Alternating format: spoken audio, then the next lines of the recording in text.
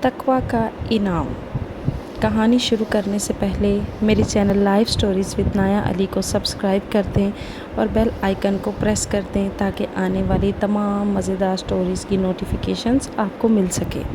ایک شخص اللہ کا فرما بردار ہے اور دوسرا اللہ کا نافرمان۔ دونوں مچھلی کا شکار کرنے جاتے ہیں۔ ایک اپنے بتوں کا نام لیتا ہے اور جال پھینکتا ہے، اس کے جال میں مچھلیاں آتی ہیں۔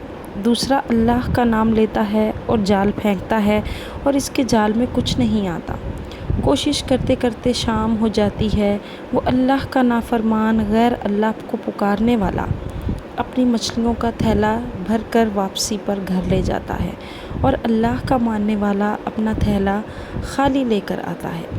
اللہ کا فرشتہ کرامن کاتبین، جو کہ حساب لکھنے والا فرشتہ ہے، غمگین ہوتا ہے اور عرض کرتا ہے کہ اے اللہ، وہ تیرا نام لینے والا خالی ہاتھ آ رہا ہے اور تیرے دشمنوں کا نام لینے والا مچھلیوں سے بھرا ہوا تھیلا لا رہا ہے۔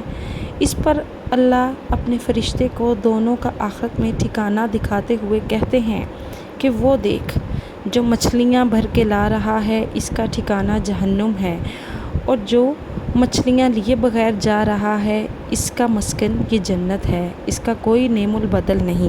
تو پھر یہ مچھلیاں کس کام کی؟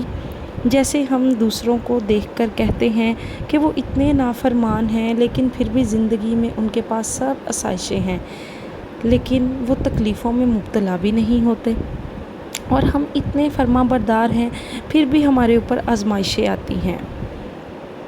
اے کم عقل انسان، یہ اللہ تعالیٰ کی پسندیدگی کا معیار کچھ اور ہی ہے۔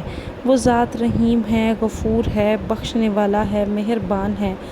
اس ذات کے لیے تقویٰ کا حقیقی انعام صرف جنت ہی ہے۔